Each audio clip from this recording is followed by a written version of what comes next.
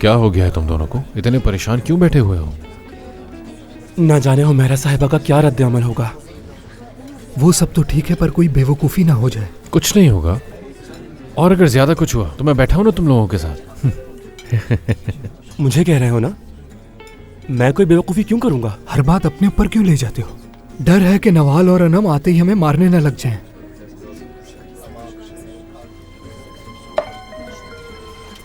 देखे वो आ गए।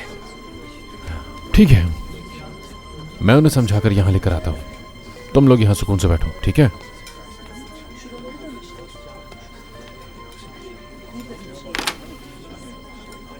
ओहो, आज तो मेरी बेटी बहुत प्यारी लग रही है।